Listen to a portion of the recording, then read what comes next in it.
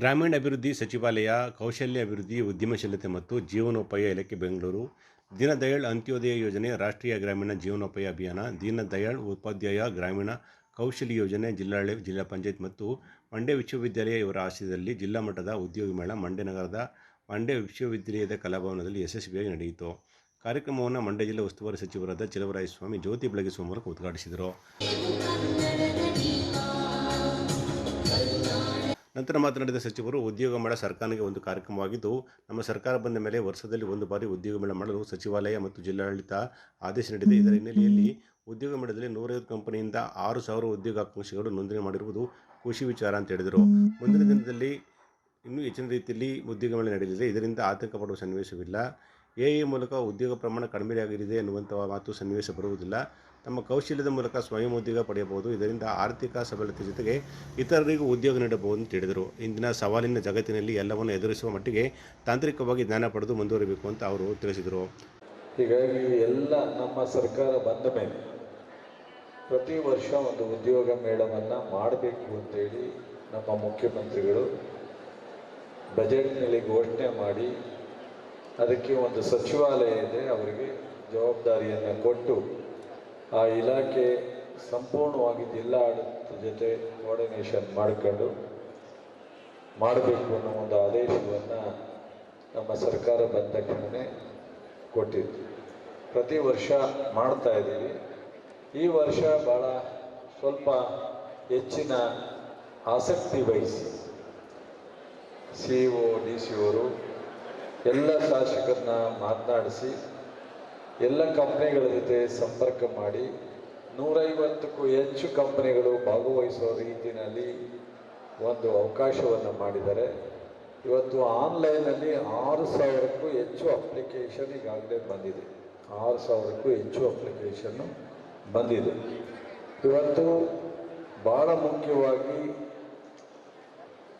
ಉದ್ಯೋಗ ನಾವು ಒಂದು ಯೋಜನೆಯನ್ನು ಕೊಟ್ಟು ಯುವಕರಿಗೆ ನಮ್ಮ ಪಕ್ಷ ನಮ್ಮ ಸರ್ಕಾರ ಬಂದಾಗ ಯಾರು ಗ್ರ್ಯಾಜುಯೇಟ್ ಮಾಡಿ 2 ವರ್ಷ ಕೆಲಸ ಇಲ್ಲದೇ ಇರ್ತಕ್ಕಂಥವ್ರಿಗೆ 2 ವರ್ಷದ ಅವಧಿವರೆಗೂ 3,000 ರೂಪಾಯಿಯನ್ನು ಒಂದು ಪ್ರತಿ ತಿಂಗಳು ಕೊಡ್ತಕ್ಕಂಥ ಒಂದು ಯೋಜನೆಯನ್ನು ಯುವ ನಿಧಿ ಅಂತೇಳಿ ಕೊಟ್ಟಿದ್ದರು. ಇವತ್ತು ಅಷ್ಟರೊಳಗಡೆ ಏನಾದರೂ ಉದ್ಯೋಗ ಅವಕಾಶವನ್ನು ಅವರು ಮಾಡಬೇಕು. ನಮ್ಮ ಸರ್ಕಾರ, ನಮ್ಮ ಜಿಲ್ಲಾಡಳಿತ, ನಮ್ಮ ಶಾಸಕರು, ನಾವೆಲ್ಲರೂ ಮಂಡ್ಯ ಜಿಲ್ಲೆಯ ಯುವಕರಿಗೆ, ಅದು ಮಹಿಳೆಯರಿರ್ಬೋದು, ಹುಡುಗಿಯರಿರ್ಬೋದು, ಹುಡುಗರಿರ್ಬೋದು, ಅವರ ವಿದ್ಯಾರ್ಹತೆಗೆ ತಕ್ಕಂತೆ ಕೆಲವು ಕಂಪ್ನಿಗಳ ಜೊತೆ ಸಂಪರ್ಕ ಮಾಡಿ ಅವರಿಗೆ ಒಂದು ಅವಕಾಶವನ್ನು ಮಾಡಿಕೊಡ್ತಕ್ಕಂಥ ಕೆಲಸವನ್ನು ಮಾಡ್ತಾಯಿದ್ದಾರೆ. ಅದನ್ನು ಸದುಪಯೋಗಗೊಳಿಸ್ಕೋಬೇಕು. ಈಗ ಆರ್ಟಿಫಿಷಿಯಲ್ ಇಂಟೆಲಿಜೆನ್ಸಿ ಬಂದ ಮೇಲೆ ಇನ್ನು ದಿನೇ ಉದ್ಯೋಗ ಅವಕಾಶ ಕಡಿಮೆ ಆಗುತ್ತೆ. ಬಹುಶಃ ಕಂಪ್ನಿಗಳಲ್ಲಿ ಇವತ್ತೇನು ಕೆಲಸ ಮಾಡ್ತಾ ಇದ್ದಾರೆ ಅವರು ಫಿಸಿಕಲಿ ಕೆಲಸ ಮಾಡೋದು ಕಡಿಮೆ ಆಗುತ್ತೆ. ಆವಾಗ ನೀವೇನು ಆತಂಕ ಪಡುವಂಥ ಅವಕಾಶ ಇಲ್ಲ. ಚಾಮುಂಡೇಶ್ವರಿ ವಿದ್ಯುತ್ ಸರಬರಾಜು ನಿಗಮ ನಿಯಮಿತ ಅಧ್ಯಕ್ಷರಾದ AB ರಾಮೇಶ್ವರ ಸಿದ್ದೇಗೌಡ ಮಾತನಾಡಿ, ಮಂಡ್ಯ ಜಿಲ್ಲೆಯಲ್ಲಿ ಕೈಗಾರಿಕೆ ಕಡಿಮೆ ಇರುವುದರಿಂದ ಸಣ್ಣಪುಟ್ಟ ವ್ಯತ್ಯಾಸವಿದ್ದರೂ ಸಹ ಉದ್ಯೋಗ ನೀಡಲು ವ್ಯವಸ್ಥಾಪಕರು ಅವಕಾಶ ಮಾಡಿಕೊಡಬೇಕು, ಎಲ್ಲರಿಗೂ ಉದ್ಯೋಗ ದೊರೆಯುವಂತಾಗಬೇಕು ಅಂತ ಹೇಳಿದರು. ಹೆಚ್ಚಿನ ಶ್ರಮ ಹಾಕಿ ಹಗಲಿರುಳು ಕೆಲಸ ಮಾಡ್ತಾ ಇದ್ದಾರೆ. ಇದರ ಉಪಯೋಗವನ್ನು ನಮ್ಮ ಯುವಕ ಮಿತ್ರರು ಉಪಯೋಗಿಸ್ಕೋಬೇಕು. ಅತ್ಯಂತ ಹೆಚ್ಚು ಜನರು ಪಾರ್ಟಿಸಿಪೇಟ್ ಮಾಡಬೇಕು. 160ಕ್ಕಿಂತ ಹೆಚ್ಚು ಕಂಪನಿಗಳು ಇವತ್ತಿನ ಉದ್ಯೋಗ ಮೇಳದಲ್ಲಿ ಭಾಗವಹಿಸ್ತಾ ಇದೆ. ಎಲ್ಲ ಕಂಪ್ನಿಗಳಿಗೂ ವಿನಂತಿ ಮಾಡ್ತಾನೆ, ನಮ್ಮ ಜಿಲ್ಲಾ ಉಸ್ತುವಾರಿ ಸಚಿವರ ಮನವಿ ಮೇರೆಗೆ ನನ್ನ ಒತ್ತಾಯ, ನಮ್ಮ ಸಚಿವರು ನಾನು ಮಾತಾಡ್ತಿದ್ದಾಗ ಹೇಳಿದೆ, ಅವರ ಸೂಚನೆ ಮೇರೆಗೆ ನಾನು ಎಲ್ಲ ಕಂಪ್ನಿಗಳ ಬಂದಿರತಕ್ಕಂಥವ್ರಿಗೆ ಮನವಿ ಮಾಡ್ತೇನೆ, ದಯವಿಟ್ಟು ಸಣ್ಣ ಪುಟ್ಟ ವ್ಯತ್ಯಾಸಗಳಿದ್ದರೂ ಸಹ ಪಕ್ಕಕ್ಕೆ ಸರಿಸಿ. ಮಂಡ್ಯ ಜಿಲ್ಲೆಯಲ್ಲಿ ಯಾವುದೇ ಒಳ್ಳೆ ಕಾರ್ಖಾನೆಗಳಿಲ್ಲ. ಉದ್ಯೋಗ ಅರಸಿ ಬರ್ತಕ್ಕಂಥ ಮಕ್ಕಳು ಭಾಳಷ್ಟು ಜನ ಇದ್ದಾರೆ. ಭಾಳ ಅತ್ಯಂತ ಹೆಚ್ಚು ಕಷ್ಟಪಟ್ಟು ಓದ್ತಕ್ಕಂಥ ಒಂದು ಬದ್ಧತೆಗೆ ಕೆಲಸ ಮಾಡ್ತಕ್ಕಂಥ ಪ್ರಾಮಾಣಿಕವಾಗಿರ್ತಕ್ಕಂಥ ಈ ಜಿಲ್ಲೆಯ ಯುವಕರಿಗೆ ಒಂದು ದೊಡ್ಡ ಅವಕಾಶವನ್ನು ಸಣ್ಣ ಪುಟ್ಟ ವ್ಯತ್ಯಾಸಗಳ ನಡುವೆ ಮಾಡಿಕೊಡ್ಬೇಕು. ಅತಿ ಹೆಚ್ಚು ಉದ್ಯೋಗವನ್ನು ನೀಡಿದಂಥ ಕೀರ್ತಿ ಇವತ್ತಿನ ಜಿಲ್ಲಾ ಮಟ್ಟದ ಉದ್ಯೋಗ ಮೇಳಕ್ಕೆ ಬರಬೇಕು ಅನ್ನುವಂಥದ್ದನ್ನು ನಾನು ವಿನಂತಿ ಮಾಡಿ, ಸಾಕಷ್ಟು ಸಮಯ ಆಗಿದೆ. ಸುಮಾರು ಇವತ್ತು 6,000ಕ್ಕಿಂತ ಹೆಚ್ಚು ಜನ ರಿಜಿಸ್ಟರ್ ಆಗಿದ್ದೀರಿ. ಸುಮಾರು ಜನಕ್ಕೆ ಬಂದು ರಿಜಿಸ್ಟರ್ ಆಗ್ತಾ ಇದ್ದೀರಿ. ಕರ್ನಾಟಕ ರಾಜ್ಯ ಗ್ಯಾರಂಟಿ ಯೋಜನೆಗಳ ಅನುಷ್ಠಾನ ಪ್ರಾಧಿಕಾರ ಉಪಾಧ್ಯಕ್ಷರಾದ ದಿನೇಶ್ ಗುಡಿಗೌಡ ಮಾತನಾಡಿ, ಕೃಷಿ, ಕೈಗಾರಿಕೆ, ಶಿಕ್ಷಣ, ವೈದ್ಯಕೀಯದಲ್ಲಿ ಕೃತಕ ಬುದ್ಧಿಮತ್ತೆ ಮತ್ತು ಆಧುನಿಕ ತಂತ್ರಜ್ಞಾನಕ್ಕೆ ಹೊಂದಾಣಿಕೆಯಾಗುತ್ತಿದೆ, ಬದಲಾವಣೆಯಾಗುತ್ತದೆ. ಹೀಗಾಗಿ ನಮ್ಮ ಸರ್ಕಾರ ಪದವೀಧರರಿಗೆ ಮತ್ತು ಡಿಪ್ಲೊಮಾ ವಿದ್ಯಾನಿಧಿ ಯೋಜನೆಯ ಮೂಲಕ ಅನುಕೂಲ ಮಾಡಿಕೊಟ್ಟಿದೆ ಅಂತ ಹೇಳಿದರು. ನೀವೆಲ್ಲ ಪ್ರತಿನಿತ್ಯ ಈಗ ನೋಡ್ತಾ ಇದ್ದೀರಿ. ಈ ಕೃತಕ ಬುದ್ಧಿಮತ್ತೆ ಪ್ರಪಂಚದಾದ್ಯಂತ ಇವತ್ತು ನಾಗಾಲೋಟದಲ್ಲಿ ಆಧುನಿಕ ತಂತ್ರಜ್ಞಾನಕ್ಕೆ ಎಲ್ಲ ಕ್ಷೇತ್ರಗಳು ಕಾಲಕ್ಕೆ ಬದಲಾವಣೆಯನ್ನ ಮಾಡ್ಕೋಬೇಕಾದಂತ ಅನಿವಾರ್ಯತೆ, ಸಂದಿಗ್ಧ ಪರಿಸ್ಥಿತಿ ಎದುರಾಗಿದೆ. ಶಿಕ್ಷಕರಿರ್ಬೋದು, ಇಂಜಿನಿಯರ್ ಇರ್ಬೋದು, ಪ್ರಾಧ್ಯಾಪಕರಿರ್ಬೋದು, ಗಾರ್ಮೆಂಟ್ ಕಾರ್ಖಾನೆಯಿಂದ ಹಿಡಿದು ಕೃಷಿ ಕ್ಷೇತ್ರದಿಂದ ಹಿಡಿದು ಎಲ್ಲ ಕ್ಷೇತ್ರಕ್ಕೂ ಇವತ್ತು ತಂತ್ರಜ್ಞಾನ ಇವತ್ತು ಬಹಳ ಪ್ರಾಮುಖ್ಯತೆಯನ್ನ ಪಡ್ಕೊತಾ ಇದೆ. ಹಲವು ಉದ್ಯೋಗಿಗಳು ಮತ್ತು ಉದ್ಯೋಗ ಕ್ಷೇತ್ರದಲ್ಲಿ ತೂಗುಗತಿ ಇವತ್ತು ನೇತಾಡ್ತಾ ಇದೆ. ಅಂತ ಒಂದು ಕಾಲಘಟ್ಟಕ್ಕೆ ಇವತ್ತು ನಾವು ಬಂದು ನಿಂತಿದ್ದೇವೆ. ಬದಲಾವಣೆ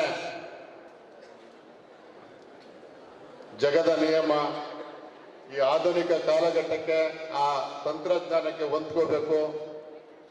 ವಿಶ್ವವಿದ್ಯಾಲಯದಲ್ಲೂ ಕೂಡ ಪ್ರಾಧ್ಯಾಪಕರು ಕೂಡ, ಶಿಕ್ಷಕರು ಕೂಡ ಏನು ಬದಲಾವಣೆಯ ಈ ಕಾಲಘಟ್ಟಕ್ಕೆ ಬದುಕಿನ ಪಾಠವನ್ನು ಕೂಡ ತರಗತಿ ಹೇಳ್ಕೊಡುವಂತ ಕೆಲಸವನ್ನ, ತಂತ್ರಜ್ಞಾನವನ್ನ ತಿಳಿ ಹೇಳ್ಕೊಡ್ಬೇಕಂತ ಕೆಲಸವನ್ನ ಮಾಡಬೇಕಾಗ್ತದೆ. ಇವತ್ತು ನಮ್ಮ ಸರ್ಕಾರ ಚುನಾವಣಾ ಪೂರ್ವದಲ್ಲಿ ನಮ್ಮ ಮುಖ್ಯಮಂತ್ರಿಗಳಾದಂತ ಸಿದ್ದರಾಮಯ್ಯನವರು, ಡಿ ಕೆ ಶಿವಕುಮಾರ್ ಅವರು, ನಮ್ಮ ಚೆಲುವಣ್ಣ ಅವರೆಲ್ಲ ಕಾಂಗ್ರೆಸ್ ಸರ್ಕಾರ ಅಧಿಕಾರಕ್ಕೆ ಬಂದ್ರೆ ನಿರುದ್ಯೋಗಿ ಪದವೀಧರರಿಗೆ 2 ವರ್ಷಗಳ ಕಾಲ ಅವರಿಗೆ ಉದ್ಯೋಗ ದೊರಕುವವರೆಗೆ ಅಥವಾ ಅವರಿಗೆ ಕೌಶಲ್ಯ ತರಬೇತಿ ಕೇಂದ್ರಗಳಲ್ಲಿ ಅವರು ತರಬೇತಿ ಪಡೆಯುವವರಿಗೆ ಶಾಸಕ ರವಿಕುಮಾರ್ ಗೌಡ ಗಣಿಗ ಕೂಡ ಮಾತನಾಡಿದರು. ನಿರುದ್ಯೋಗ ಯುವಕರಿಗೆ, ಯುವತಿಯರಿಗೆ ಆ ಯೋಜನೆಯನ್ನ ಮಾಡಿದೆ. ಸರಿಸುಮಾರು 150 ಕಂಪನಿ ಇವತ್ತು ಮಂಡ್ಯದಲ್ಲಿ ಭಾಗವಹಿಸಿದೆ. ಮಂಡ್ಯದಲ್ಲಿ ನಿರುದ್ಯೋಗ ಜಾಸ್ತಿ. ಮಂಡ್ಯದ ಯುವಕರು ಉದ್ಯೋಗ ಅರಸಿ ಇಡೀ ಪ್ರಪಂಚದ ಮೂಲೆ ಮೂಲೆಯಲ್ಲಿ ವೈಟ್ ಹೌಸ್ ಇಂದ ಹಿಡಿದು ಲಂಡನ್ ಇಂದ ಹಿಡಿದು ಆಸ್ಟ್ರೇಲಿಯಾಗೆ ಹೋದ್ರು ಸಿಗ್ತಾರೆ. ಬೆಂಗಳೂರಿನ ಯಾವುದೇ ಹೋಟೆಲ್ಲು, ಬಾರು, ಪಬ್ ಹೋದ್ರು ಸಿಗ್ತಾರೆ. ಆದ್ರೆ ಮಂಡ್ಯದಲ್ಲಿ ನಿರುದ್ಯೋಗ ಸಮಸ್ಯೆ ಇದೆ. ಅದನ್ನ ಹೋಗ್ಲಾಡಿಸ್ಬೇಕು ಅಂತೇಳಿ ನಮ್ಮ ಜಿಲ್ಲಾಡಳಿತ ಪ್ರಾಮಾಣಿಕವಾಗಿ ಒಂದಷ್ಟು ಕಂಪನಿಗಳನ್ನ ಕನ್ವಿನ್ಸ್ ಮಾಡಿ ಕರೆಸಿದೆ. ಇದೇ ಸಂದರ್ಭದಲ್ಲಿ ಗಣ್ಯರು ವಿವಿಧ ಹುದ್ದೆ ಪಡೆದ ವಿಶೇಷ ಚೇತನರಿಗೆ ನೇಮಕಾತಿ ಪತ್ರ ನೀಡಿ ಅಭಿನಂದಿಸಿದರು.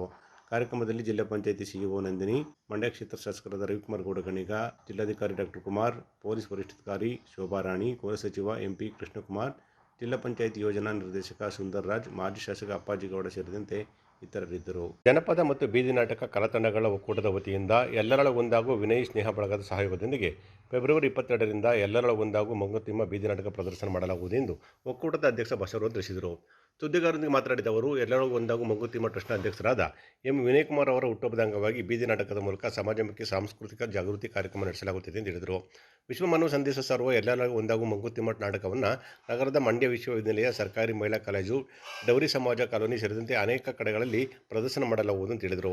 ಈ ಮೂಲಕ ನಾವೆಲ್ಲರೂ ಒಂದೇ, ನಾವೆಲ್ಲರೂ ಭಾರತೀಯರು, ನಾವೆಲ್ಲರೂ ವಿಶ್ವಮಾನವರು, ನಾವು ಎಲ್ಲರೊಳಗೆ ಒಂದಾಗಬೇಕು ಎಂಬ ಸಂದೇಶ ಸಾರಲಾಗುವುದು ಅಂತ ಹೇಳಿದರು. ಕಾರ್ಯಕ್ರಮವನ್ನು ರೈತ ನಾಯಕಿ, ಮಹಿಳಾ ನಾಯಕಿ ಸುನಂದ ಜಯರಾಮ್ ಉದ್ಘಾಟಿಸಲಿದ್ದು, ನಾಟಕ ಪ್ರದರ್ಶನದ ಸಮಯದಲ್ಲಿ ಆಯಾ ಸ್ಥಳಗಳ ಸ್ಥಳೀಯ ಮುಖಂಡರು, ಸಂಘ ಸಂಸ್ಥೆಗಳ ಮುಖಂಡರು ಹಾಗೂ ವಿದ್ಯಾರ್ಥಿಗಳು ಭಾಗವಹಿಸುವುದನ್ನು ಮಾಹಿತಿ ನೀಡಿದರು. ಎಲ್ರಿಗೂ ನಮಸ್ಕಾರ. ಬಂಧುಗಳೇ, ಪ್ರಸ್ತುತ ದಿನಮಾನಗಳಲ್ಲಿ ಜಾತಿ ಮತ ಧರ್ಮ ದೇವರು ದೇಶ ಭಾಷೆ ಎನ್ನುವ ವಿಚಾರವಾಗಿ ಹಲವಾರು ಸಂಘಟನೆಗಳನ್ನ ನಾವು ಪ್ರತಿನಿತ್ಯ ಕಾಣ್ತಾ ಇದ್ದೇವೆ. ಅದರಲ್ಲಿ ಪ್ರೀತಿ, ಸ್ನೇಹ, ವಿಶ್ವಾಸ, ಅಭಿಮಾನ, ಕರುಣೆ, ಆತ್ಮೀಯತೆ, ಅನುಕಂಪ ಇವೆಲ್ಲವನ್ನ ನಾವೆಲ್ಲರೂ ಕೂಡ ಸೇರಿ ಭೂಗತಗೊಳಿಸಿದ್ವಿ. ಇಂಥ ಸಂದರ್ಭದಲ್ಲಿ ಪ್ರೀತಿ, ಸ್ನೇಹ, ಇಂಥ ಸಂದರ್ಭದಲ್ಲಿ ಸಹಬಾಳ್ವೆ, ಸಹೋದರತ್ವ, ಸಮಾನತ್ವ, ಭಾತೃತ್ವ ಭಾವನೆಗಳನ್ನ ನಾವೆಲ್ಲರೂ ಕೂಡ ಮತ್ತೊಮ್ಮೆ ಬಿತ್ತುವಂತ ಕೆಲಸವನ್ನು ಮಾಡಬೇಕಾಗಿದೆ.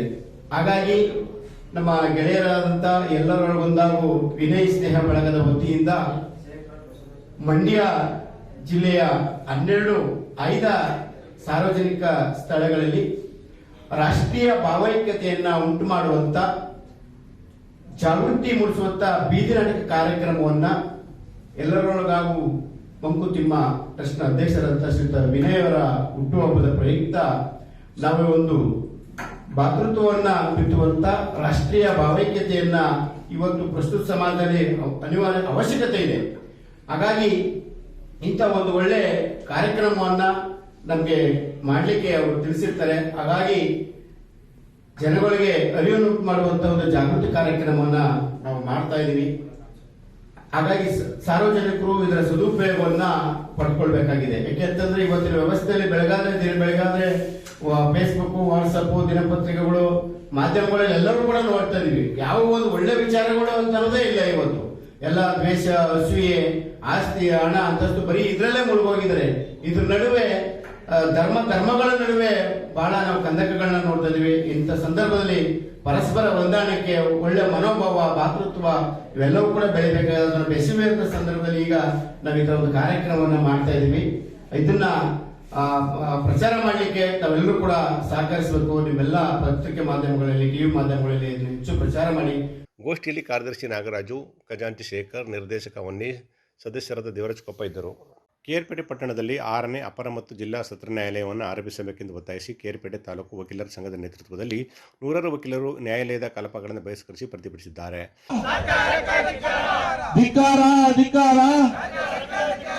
ಬೇಕೇ ಬೇಕು, ಬೇಕೇ ಬೇಕು. ಎಲ್ಲಿವರೆಗೆ ಹೋರಾಟ,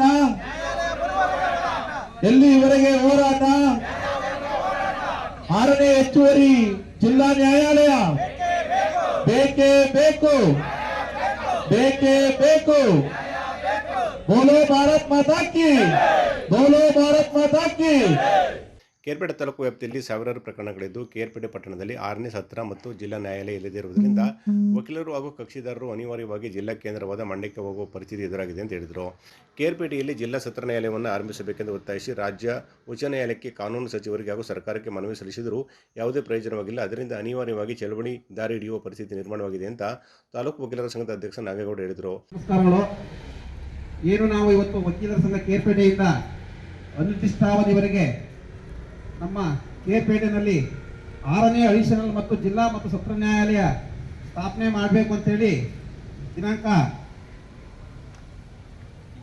16/11/2021 ಹೈಕೋರ್ಟಿಂದ ಆದೇಶ ಆಗಿದೆ.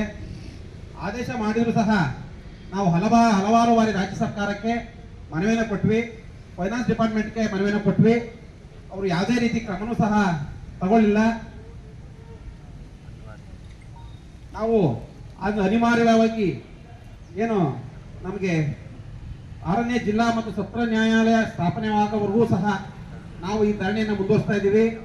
ಕಾರಣ ಏನಂತಂದ್ರೆ ಅತಿ ಹೆಚ್ಚು ಪ್ರಕರಣಗಳು ಮಂಡ್ಯ ಜಿಲ್ಲೆಯಲ್ಲಿ ಇರುವಂತಹ ಪ್ರಕರಣ ಪೈಕಿ ನಮ್ಮ ಕೇರ್ಪೇಟೆ ತಾಲೂಕು ಪ್ರಕರಣಗಳೇ ಸೆಷನ್ ನ್ಯಾಯಾಲಯ ಜಾಸ್ತಿ ಇರುವಂಥದ್ದು ಮತ್ತು ತಾಲೂಕು ಗಡಿ ಭಾಗಗಳಿಂದ ಸುಮಾರು 70 ಕಿಲೋಮೀಟರ್ ದೂರ ನಾವು ಮಂಡ್ಯ ಮತ್ತು ಶ್ರೀರಂಗಪಟ್ಟಣಕ್ಕೆ ಹೋಗಬೇಕಾಗಿದೆ.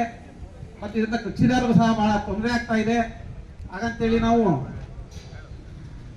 ಏನು 6ನೇ ಅಡಿಷನಲ್ ಜಿಲ್ಲಾ ಮತ್ತು ಸತ್ರ ನ್ಯಾಯಾಲಯ ಬೇಕೇ ಬೇಕು ಅಂತೇಳಿ 21 ಇಸ್ವಿನ ಸತತವಾಗಿ ನಾವು ಹೋರಾಟ ಮಾಡ್ತಾ ಇದ್ರು ಸಹ ಸರ್ಕಾರ ನಮಗೆ ಯಾವುದೇ ರೀತಿ ಅನುದಾನ ನೀಡದೆ, ನಮ್ಮ ಮನವಿಗೆ ಸ್ಪಂದನೆ ನೀಡದೆ ಇರೋದ್ರಿಂದ ನಾವು ಅನಿವಾರ್ಯವಾಗಿ ಈ ಧರಣಿಯನ್ನ ಇವತ್ತಿಂದ ಪ್ರಾರಂಭ ಮಾಡ್ತಾ ಇದ್ದೀವಿ. ನ್ಯಾಯಾಲಯದ ಕಲಾಪಗಳನ್ನು ಬಹಿಷ್ಕರಿಸಿ ಜಿಲ್ಲಾ ಮತ್ತು ಸತ್ರ ನ್ಯಾಯಾಲಯವನ್ನು ಆರಂಭಿಸಬೇಕಂತ ವಕೀಲರು ಪ್ರತಿಭಟನೆ ನಡೆಸಿರುವ ಸುದ್ದಿ ತಿಳಿದ ಶಾಸಕ ಎಚ್ ಡಿ ಮಂಜು ನ್ಯಾಯಾಲಯದ ಆವರಣದಲ್ಲಿ ನಡೆಯುತ್ತಿರುವ ಪ್ರತಿಭಟನಾ ಸ್ಥಳಕ್ಕೆ ಭೇಟಿ ನೀಡಿ ವಕೀಲರ ಸಂಘದ ಪದಾಧಿಕಾರಿಗಳೊಂದಿಗೆ ಸಮಾಲೋಚನೆ ನಡೆಸಿ ಮಾರ್ಚ್ 6ರಿಂದ ಬಜೆಟ್ ಅಧಿವೇಶನ ಆರಂಭವಾಗುತ್ತಿದ್ದು, ಈ ಸಂದರ್ಭದಲ್ಲಿ ಅಧಿವೇಶನದಲ್ಲಿ ಕೇರ್ಪಡೆಯ 6ನೇ ಹೆಚ್ಚುವರಿ ಅಪರ ಜಿಲ್ಲಾ ಸತ್ರ ನ್ಯಾಯಾಲಯದ ಸಮಸ್ಯೆಯನ್ನು ಸರ್ಕಾರದ ಗಮನಕ್ಕೆ ತಂದು ಆದಷ್ಟು ಶೀಘ್ರವೇ ಹೆಚ್ಚುವರಿ ಜಿಲ್ಲಾ ಸತ್ರ ನ್ಯಾಯಾಲಯವನ್ನು ಮಂಜೂರು ಮಾಡುವಂತೆ ಒತ್ತಾಯಿಸುತ್ತೇನೆ ಅಂತ ಶಾಸಕರು ಭರವಸೆ ನೀಡಿದರು. ತಾವೇನು ನಮ್ಮ ಸಂಘದ ವತಿಯಿಂದ ಈ ಒಂದು ಕೋರ್ಟ್ ಆವರಣದಲ್ಲೇ ಎಲ್ಲ ಮೂಲಭೂತ ಸೌಲಭ್ಯಗಳಿದೆ. ಆದರೆ ಹುದ್ದೆಯನ್ನು ಸೃಷ್ಟಿ ಮಾಡೋದ್ರ ಮುಖಾಂತರ ಸಣ್ಣ ಆರ್ಥಿಕ ಹೊರೆ ಸರ್ಕಾರ ಕೊಡುತ್ತೆ. ಆ ಸಣ್ಣ ಆರ್ಥಿಕ ಹೊರೆನ ಸರ್ಕಾರ ಜವಾಬ್ದಾರಿ ತಗೊಂಡು ಮಂಜೂರು ಮಾಡ್ಕೊಟ್ಟ ಸಂದರ್ಭದಲ್ಲಿ ನಮಗೆ 6ನೇ ಹೆಚ್ಚುವರಿ ನ್ಯಾಯಾಲಯ ಆಗುತ್ತೆ. ಅದಕ್ಕೆ ಪೂರಕವಾಗಿ ಸರ್ಕಾರ ತೊಂದರೆ ಆಗ್ತಾ ಇಲ್ಲ. ಮಾನ್ಯ ಗೌರವಾನ್ವಿತ ಉಚ್ಚ ನ್ಯಾಯಾಲಯದ ದಿವಸ ಅನುಮೋದನೆ ಆಗಿದೆ. ಸರ್ಕಾರ ಕಡೆಯಿಂದ ಸ್ವಲ್ಪ ಸಹಕಾರ ಬೇಕು ಅಂದ್ಬಿಟ್ಟು ಸ್ವಲ್ಪ ಸರ್ಕಾರಕ್ಕೆ ತೊಂದರೆ ಇಲ್ಲ ಅನ್ನೋ ದೃಷ್ಟಿಯಿಂದ ಎಲ್ಲರೂ ಸಹ ಇವತ್ತು ಧರಣಿಯನ್ನು ಹಮ್ಮಿಕೊಂಡಿದ್ದೀವಿ. ತಾಲೂಕಿನ ಶಾಸಕನಾಗಿ ತಮಗೆ ನೈತಿಕ ಬೆಂಬಲವನ್ನು ನೀಡೋದು ನನ್ನ ಆದ್ಯ ಕರ್ತವ್ಯ ಮತ್ತು ಜವಾಬ್ದಾರಿ. ಹಾಗಾಗಿ ನಾನು ಸಹ ನಮ್ಮ ಧರಣಿ ಧರಣಿಯಲ್ಲಿ ಭಾಗವಹಿಸ್ತಾ ಇದ್ದೀನಿ. ಮದುವೆ ಈಗಾಗಲೇ ನಮ್ಮ ನಾಗನವರು ಅಧ್ಯಕ್ಷ ಆಗಿದ್ದ ಅವರ ಒಂದು ಅಧ್ಯಕ್ಷತೆಯಲ್ಲಿ ನಮ್ಮ ಭದ್ರನವರು ತುಂಬ ಮಹೇಶನ ನಮ್ಮ ಸುಮಾರು ಮಿತ್ರರು ಬಂದಿದ್ದರು. ಆ ಸಂದರ್ಭದಲ್ಲಿ ಆರ್ಥಿಕ ಇಲಾಖೆಯ ಪ್ರಧಾನ ಕಾರ್ಯದರ್ಶಿಯಾದಂಥ ಜಾಫರ್ ಅವರನ್ನು ಸಹ ಭೇಟಿ ಮಾಡಿದ್ವಿ. ಅವರು ಮೊದಲನೇ ಹೋದ ಸಂದರ್ಭದಲ್ಲಿ ಆಯಿತು ಪರಿಶೀಲನೆ ಮಾಡ್ತೀವಿ ಅಂತ ಹೇಳಿದ್ರು.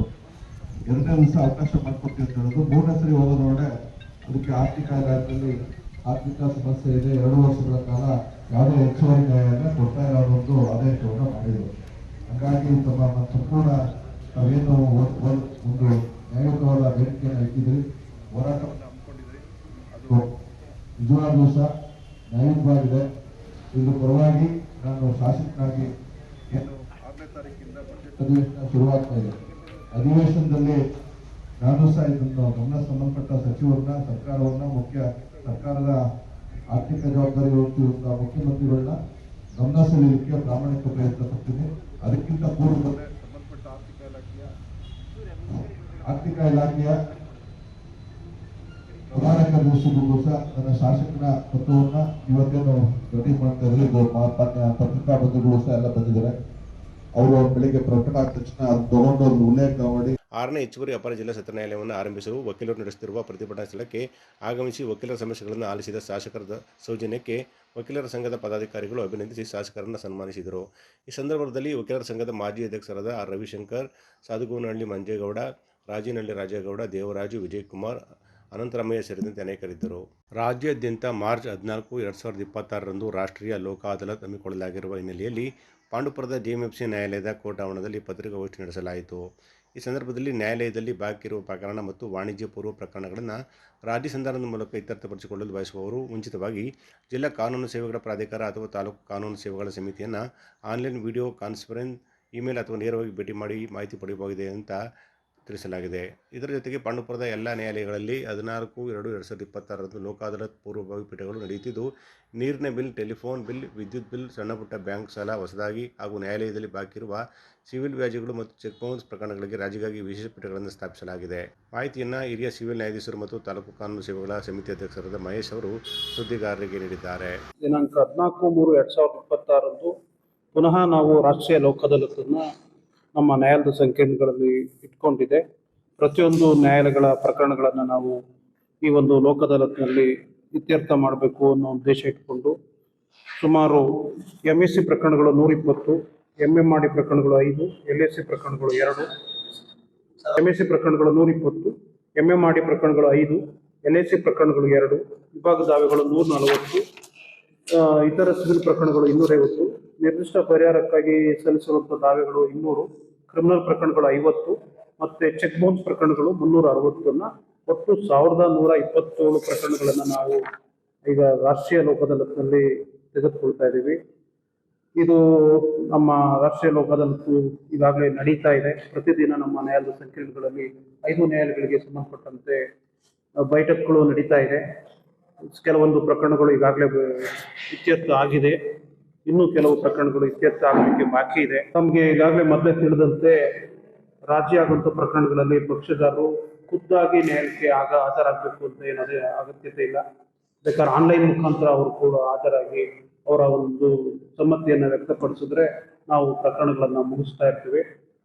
ಅದೇ ರೀತಿ ಅದಾಲತ್ನಲ್ಲಿ ನೀರಿನ ಬಿಲ್ ಪಾವತಿ, ಟೆಲಿಫೋನ್ ಬಿಲ್ಲು, ವಿದ್ಯುತ್ ಬಿಲ್ಲು, ಸಣ್ಣ ಪುಟ್ಟ ಬ್ಯಾಂಕ್ ಸಾಲ ವಸೂಲಾತಿದಾದಂಥ ರಿಕವರಿ ಪ್ರಕರಣಗಳಲ್ಲಿ ಹಾಗೂ ಸಿವಿಲ್ ವ್ಯಾಜ್ಯ ಇಂಥದ್ದು ಎಲ್ಲ ಪ್ರಕರಣಗಳನ್ನು ನಾವು ರಾಜಿ ಮುಖಾಂತರ ಮುಗಿಸ್ಬೇಕು ಅಂತೇಳಿ ನಾವು ಈಗ ಉದ್ದೇಶ ಇಟ್ಕೊಂಡಿದ್ದೀವಿ. ತಾವು ಈ ಮೊದಲು ಯಾವ ರೀತಿ ಪ್ರಚಾರ ಕೊಟ್ಟು ನಮ್ಮ ಎಲ್ಲ ಲೋಕ ಅದಾಲತ್ ಕಾರ್ಯಕ್ರಮಗಳನ್ನು ತಾವು ಯಶಸ್ವಿಗೊಳಿಸಿದಿರಿ, ಅದೇ ರೀತಿ ಈ ಒಂದು 14/3/2026 ಈ ವರ್ಷದ ಮೊದಲ ಲೋಕ ಅದಾಲತ್ ಕಾರ್ಯಕ್ರಮವನ್ನು ಹೆಚ್ಚಿನ ವ್ಯಾಪಕ ಪ್ರಚಾರ ಕೊಟ್ಟು ಪ್ರತಿಯೊಬ್ಬ ನಾಗರಿಕರಿಗೂ ನಮ್ಮ ಲೋಕ ಅದಾಲತ್ನ ಒಂದು ಧ್ಯೇಯೋದ್ದೇಶ ತಿಳಿಬೇಕು, ಅದರ ಒಂದು ಸದುಪಯೋಗವನ್ನು ಪಡೆದುಕೊಳ್ಬೇಕು. ಅದಕ್ಕೆಲ್ಲ ತಾವು ಸಹಕರಿಸಿ ಅಂತೇಳಿ ತಮ್ಮಲ್ಲಿ ನಮ್ಮ ಪಾಂಡವಪುರ ನ್ಯಾಯಾಲಯದ ವತಿಯಿಂದ ನಾನು ಕಳಕಳಿಯಿಂದ ಪ್ರಾರ್ಥನೆ ಮಾಡ್ತೀನಿ. ಕಾರ್ಯಕ್ರಮದಲ್ಲಿ ಜೆಎಂಸಿ 1ನೇ ಅಪರ ಸಿವಿಲ್ ನ್ಯಾಯಾಧೀಶರಾದ ಬಾಬು ಹಾಗೂ ಕಾನೂನು ಸೇವೆಗಳ ಸಮಿತಿ ತಾಲೂಕು ಕಾರ್ಯದರ್ಶಿ ಹಾಗೂ ಜೆಎಂಸಿ ಪ್ರಧಾನ ಸಿವಿಲ್ ನ್ಯಾಯಾಧೀಶರಾದ ಪಾರ್ವತಮ್ಮ, ವಕೀಲರ ಸಂಘದ ಅಧ್ಯಕ್ಷರಾದ ಗಂಗರಾಜು ಉಪಸ್ಥಿತರಿದ್ದರು. ಕನ್ನಡ ನಾಡು ನುಡಿ ನೆಲ ಜಲ ಭಾಷೆ ಉಳಿವಿಗಾಗಿ ಮತ್ತು ಕನ್ನಡ ಪರಂಪರೆಯ ಪೋಷಣೆಗಾಗಿ ಎಲ್ಲರೊಳಗೊಂದಾಗುವ ಮಂಕುತಿಮ್ಮ ಟ್ರಸ್ಟ್ನ ಸಹಯೋಗದೊಂದಿಗೆ ಕನ್ನಡಪರ ಸಂಘಟನೆಗಳ ವತಿಯಿಂದ ಫೆಬ್ರವರಿ 25ರಂದು ಮಂಡ್ಯ ನಗರದಲ್ಲಿ ಕನ್ನಡ ಮೊದಲು ಆಟೋ ರ್ಯಾಲಿ ಹಮ್ಮಿಕೊಂಡಿರುವುದಾಗಿ ಕರುನಾಡು ಸೇವಕರು ಸಂಘಟನೆಯ ರಾಜ್ಯ ವಕ್ತಾರ ಎಂ.ಬಿ. ನಾಗಣ್ಣಗೌಡ ತಿಳಿಸಿದರು. ಸುದ್ದಿಗಾರರೊಂದಿಗೆ ಮಾತನಾಡಿದ ಅವರು, ಈ ರ್ಯಾಲಿಯಲ್ಲಿ 50 ಆಟೋ ಚಾಲಕರು 50 ಆಟೋ ಹಾಗೂ ಒಂದು ತೆರೆದ ಜೀಪ್ ಮೂಲಕ ನಗರದಾದ್ಯಂತ ಸಂಚರಿಸಿ ಸಾರ್ವಜನಿಕರಲ್ಲಿ ಕನ್ನಡ ಉಳಿವಿಗಾಗಿ ಅರಿವು ಮೂಡಿಸಲಾಗುವುದು ಎಂದು ಹೇಳಿದರು. ರಾಜ್ಯದ ಆಡಳಿತದಲ್ಲಿ ಕನ್ನಡ ತರುವುದಾಗಿ ಹೇಳಿ 50 ವರ್ಷ ಕಳೆದಿದೆ. ಆಡಳಿತದಲ್ಲಿ ಜನಬಳಕೆಯಲ್ಲಿ ನಾಮಫಲಕಗಳಲ್ಲಿ ರಸ್ತೆ ಹೆಸರುಗಳಲ್ಲಿ ಕನ್ನಡ ಬಳಕೆಯಾಗುತ್ತಿಲ್ಲ. ಇದರ ವಿರುದ್ಧ ಮೊದಲ ಹಂತದಲ್ಲಿ ಸಾರ್ವಜನಿಕವಾಗಿ ಕನ್ನಡಕಾರರಿಗೆ ಜಾಗೃತಿ ಮೂಡಿಸುವ ನಿಟ್ಟಿನಲ್ಲಿ ಅಂದು ಕಾಳಿಕಾಂಬ ದೇವಾಲಯದಿಂದ ರ್ಯಾಲಿ ಆರಂಭಿಸಿ ಪೇಟೆ ಬೀದಿ, ಜೆಸಿ ವೃತ್ತ, ಆರ್ಪಿ ರಸ್ತೆ, ನೂರಡಿ ರಸ್ತೆ, ವಿವಿ ರಸ್ತೆಗಳಲ್ಲಿ ರ್ಯಾಲಿ ಮಾಡಿ ಕರಪತ್ರ, ಗುಲಾಬಿ ನೀಡಲಾಗುವುದು. ಕನ್ನಡಕ್ಕೆ ಪ್ರಾಧಾನ್ಯತೆ ನೀಡುವಂತೆ ಜಾಗೃತಿ ಮೂಡಿಸಲಾಗುವುದು ಅಂತ ಹೇಳಿದರು. ಕಾರ್ಯಕ್ರಮಕ್ಕೆ ಜಿಲ್ಲಾ ಪೊಲೀಸ್ ವರಿಷ್ಠಾಧಿಕಾರಿ ಡಾಕ್ಟರ್ ವಿ.ಜಿ. ಸೋಮರಾಣಿ, ಶಾಸಕ ರವಿಕುಮಾರ್ ಗೌಡ ಗಣಿಗ, ಕನ್ನಡ ಪರ ಚಳವಳಿಯಲ್ಲಿ ಸಕ್ರಿಯರಾದ ಶ್ಯಾಮ್ ಪ್ರಸಾದ್ ಭಾಗವಹಿಸಲಿದ್ದಾರೆ ಅಂತ ಹೇಳಿದರು. ಮಂಡ್ಯದಲ್ಲಿ ಕನ್ನಡ ಮೊದಲು ಅಂತಕ್ಕಂಥ ಒಂದು ವಿಶಿಷ್ಟ ಕಾರ್ಯಕ್ರಮವನ್ನು ಹಮ್ಮಿಕೊಂಡಿದ್ದೀವಿ. ಯಾಕೆ ಕನ್ನಡ ಮೊದಲು ಅಂತ ಹೇಳ್ತೀವಿ ಅಂತ ಹೇಳಿದ್ರೆ, ನಮ್ಮ ರಾಜ್ಯ ಸರ್ಕಾರ ಆಡಳಿತದಲ್ಲಿ ಕನ್ನಡವನ್ನು ತತ್ತಿ ಅಂತೇಳಿ ಈಗಾಗಲೇ 50 ವರ್ಷ ಕಳೆದೋಗಿದೆ. ಆಡಳಿತದಲ್ಲೂ ಕನ್ನಡ ಇಲ್ಲ. ಜನಭಾಷೆ ಬಳಕೆಯ ನಾಮಫಲಕಗಳಾಗಲಿ, ರಸ್ತೆಯ ಹೆಸರುಗಳಲ್ಲಾಗಲಿ ಎಲ್ಲೂ ಕೂಡ ಕನ್ನಡ ಕಾಣ್ತಿಲ್ಲ. ಬಹಳಷ್ಟು ಕಡೆ ಇಂಗ್ಲಿಷ್ ಇದೆ, ಇಲ್ಲ ಅಂತೇಳಿ ಅನ್ಯ ಭಾಷಿಕ ಫಲಕಗಳನ್ನ ನೋಡ್ತಿದ್ದೀವಿ. ಹಾಗಾಗಿ ಮೊದಲನೇ ಹಂತದಲ್ಲಿ ನಾವು ಸಾರ್ವಜನಿಕರಿಗೆ ಮತ್ತು ಕನ್ನಡಿಗರಿಗೆ ಜಾಗೃತಿಯನ್ನು ಮೂಡಿಸತಕ್ಕಂಥ ನಿಟ್ಟಿನಲ್ಲಿ ಮಂಡ್ಯ ಜಿಲ್ಲೆಯಲ್ಲಿ ನಗರ ಕೇಂದ್ರದಲ್ಲಿ ಫೆಬ್ರವರಿ 20ನೇ ತಾರೀಕು ಕಾಳಿಕಾಂಬ ದೇವಾಲಯದಿಂದ ಪೇಟೆ ಬೀದಿ, ಜಯಚಾಮರಾಜೇಂದ್ರ ವೃತ್ತ, ಮತ್ತೆ ರಾಜೇಂದ್ರ ಪ್ರಸಾದ್ ರಸ್ತೆ, ನೂರಡಿ ರಸ್ತೆ ಮತ್ತು ವಿ ರಸ್ತೆ ಮೂಲಕವಾಗಿ ಇಡೀ ನಗರದಲ್ಲಿ ಸುಮಾರು 50ಕ್ಕೂ ಹೆಚ್ಚು ಆಟೋಗಳು ಮತ್ತೆ ಬಹಿರಂಗವಾದ ತೆರೆದ ಜೀಪ್ನಲ್ಲಿ ಸಾರ್ವಜನಿಕರಿಗೆ ನಾವು ಕರಪತ್ರ ಮತ್ತು ಗುಲಾಬಿ ಹೂವನ್ನು ಕೊಡ್ತೀವಿ, ಅಂಗಡಿ ಮಳಿಗೆಗಳು ಕೊಡ್ತೀವಿ. ಕಡ್ಡಾಯವಾಗಿ ನಿಮ್ಮ ಅಂಗಡಿ ಮಳಿಗೆಗಳ ಮೇಲೆ ಏನು ಕರ್ನಾಟಕದ ಭಾಷಾ ಅಧಿನಿಯಮ ಇದೆಯೋ ಆ ಪ್ರಕಾರದಲ್ಲಿ ಕನ್ನಡಕ್ಕೆ ಸ್ಥಾನಮಾನ ಇರಬೇಕು, ಮತ್ತೆ ಕನ್ನಡಕ್ಕೆ ಪ್ರಾಧಾನ್ಯತೆಯನ್ನು ಕೊಡಬೇಕು, ಮತ್ತು ಆಡಳಿತದಲ್ಲಿ ಸರ್ಕಾರ ಕೂಡ ಕನ್ನಡವನ್ನು ಜಾರಿಗೆ ತರಬೇಕು ಅಂತೇಳಿ ಪ್ರತಿಯೊಂದು ಕುಟುಂಬಗಳಿಗೂ, ಪ್ರತಿಯೊಂದು ನಾಗರಿಕರಿಗೂ ಒಂದು ಜಾಗೃತಿ ಮೂಡಿಸ್ತಕ್ಕಂಥ ಕೆಲಸವನ್ನ ಫೆಬ್ರವರಿ 25 ಮಾಡ್ತಿದ್ದೀವಿ. ಇವತ್ತು ನಾವು ನೋಡ್ತಿದ್ದೀವಿ, ಕರ್ನಾಟಕದಲ್ಲಿ ಒಂದು ಕಡೆ ವಲಸೆ ಹೆಚ್ಚಾಗ್ತಾ ಇದೆ, ಒಂದು ಕಡೆ ಪ್ರವಾಸಿಗರ ಹಾವಳಿ ಹೆಚ್ಚಾಗ್ತಾ ಇದೆ. ವಹಿವಾಟುಗಳಲ್ಲಿ, ಉದ್ಯಮಗಳಲ್ಲಿ ಕನ್ನಡಿಗರು ಮೂಲೆ ಗುಂಪು ಆಗ್ತಿದ್ದಾರೆ. ಇಲ್ಲಿನ ರಾಜಕಾರಣ ಇವತ್ತು ಪ್ರವಾಸಿಗರ ಕೈಗೆ ಹೋಗ್ತಾ ಇದೆ. ನಾವು ಇಲ್ಲಿ ಕನ್ನಡಿಗರು 2ನೇ ದರ್ಜೆ ನಾಗರಿಕರಾಗಿ ಬದುಕತಕ್ಕಂಥ ವಾತಾವರಣ ಸೃಷ್ಟಿಯಾಗ್ತಿದೆ. ನೀವು ಯಾವುದೇ ಇಲಾಖೆಗೆ ಹೋಗಿ ಅಲ್ಲಿರ್ತಕ್ಕಂಥ ಗುತ್ತಿಗೆದಾರ ಯಾರೋ ಪ್ರವಾಸಿಗ ಆಗಿರ್ತಾರೆ, ಯಾವುದೇ ರಾಜಕೀಯ ಪಕ್ಷಗಳನ್ನ ನೋಡಿ ನೀವು ಅಲ್ಲಿ ಪ್ರವಾಸಿಗರಾಗಿರ್ತಾರೆ. ಕನ್ನಡಿಗರಲ್ಲಿ ಸಾವಿರಾರು ವರ್ಷಗಳಿಂದ ವಾಸ ಮಾಡ್ತಿದ್ರು ಕೂಡ ಅವರ ಬೇರನ್ನ ಕಿತ್ತಿರ್ತಕ್ಕಂಥ ಕೆಲಸ ಇವತ್ತು ಇಡೀ ರಾಜ್ಯದಲ್ಲಿ ನಡೀತಾ ಇದೆ.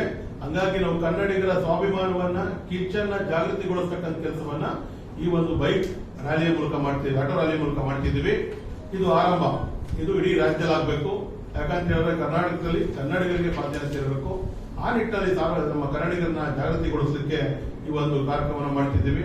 ಅವತ್ತು ನಮ್ಮ ಈ ಕಾರ್ಯಕ್ರಮಕ್ಕೆ ಮಂಡ್ಯ ಜಿಲ್ಲಾ ಪೊಲೀಸ್ ವರಿಷ್ಠಾಧಿಕಾರಿಗಳಾಗಿರ್ತಕ್ಕಂಥ ಶೋಭಾರಾಣಿ ಅವರು ಮತ್ತು ಸ್ಥಳೀಯ ಶಾಸಕರಾಗಿರ್ತಕ್ಕಂಥ ಗಣಿಗ ರವಿಕುಮಾರ್ ಅವರು ಮತ್ತು ಕನ್ನಡ ಪರ ಚಳವಳಿಯಲ್ಲಿ ಈಗಾಗಲೇ ಒಂದು ಮಟ್ಟಿಗೆ ಸಕ್ರಿಯರಾಗಿ ಬೆಂಗಳೂರಿನಲ್ಲಿ ಮತ್ತು ಇಡೀ ರಾಜ್ಯದಲ್ಲಿ ಕನ್ನಡ ಪ್ರಾದೇಶಿಕ ಚಿಂತನೆಗಳನ್ನ ಹರಡುತ್ತಿರ್ತಕ್ಕಂಥ ಶ್ಯಾಮ್ ಪ್ರಸಾದ್ ಅವರು ಕೂಡ ಪತ್ರಕರ್ತರು ಕೂಡ, ಇವರೆಲ್ಲರನ್ನೂ ಕೂಡ ನಾವು ಅತಿಥಿಗಳಾಗಿ ಆಹ್ವಾನ ಮಾಡಿದ್ದೀವಿ. ಗೋಷ್ಠಿಯಲ್ಲಿ ಎಚ್ ಟಿ ಜಯರಾಮು, ರಾಜೇಂದ್ರ ಬಾಬು, ಧನುಷ್ ಗೌಡ, ವೆಂಕಟೇಶ್, ಸೋಮಶೇಖರ್ ಇದ್ದರು. ಗೆಜಲಗೆರೆ ಗ್ರಾಮ ಪಂಚಾಯತಿಯನ್ನು ಮದ್ದೂರು ನಗರಸಭೆಗೆ ಸೇರ್ಪಡೆ ಮಾಡಿಕೊಂಡಿರುವ ಕ್ರಮವನ್ನು ಖಂಡಿಸಿ ರೈತ ನಾಯಕಿ ಸುನಂದ ಜಯರಾಮ್ ನೇತೃತ್ವದಲ್ಲಿ ನಡೆಯುತ್ತಿರುವ ಹೋರಾಟ ಗೆಜಲಗೆರೆಯಲ್ಲಿ ನಿರಂತರವಾಗಿ ಮುಂದುವರೆದಿದೆ. ಪ್ರತಿನಿತ್ಯ ಅನೇಕ ಗ್ರಾಮ ಪಂಚಾಯತಿಗಳ ಮುಖಂಡರು ಮತ್ತು ರೈತ ನಾಯಕರು ಹೋರಾಟವನ್ನು ಮುಂದುವರೆಸಿದ್ದಾರೆ.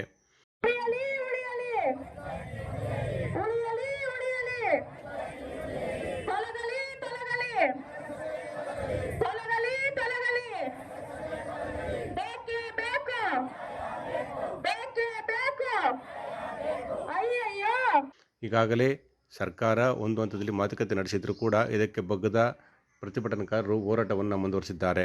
ಇತ್ತೀಚೆಗೆ ಮದ್ದು ಪ್ರವಾಸಿ ಮಂದಿರದಲ್ಲಿ ಚಲುವರಾಯಸ್ವಾಮಿ ಹಾಗೂ ದಿನೇಶ ಕೂಳಿಗೌಡ ನೇತೃತ್ವದಲ್ಲಿ ಸಂಧಾನ ಸಭೆ ನಡೆಯಿತು. ಆದರೂ ಕೂಡ ಈ ಒಂದು ಸಂಧಾನಕ್ಕೆ ಯಾರೂ ಕೂಡ ಬೆಲೆ ಕೊಡಲಿಲ್ಲ. ಹಾಗಾಗಿ ಹೋರಾಟ ಮುಂದುವರೆದಿದೆ.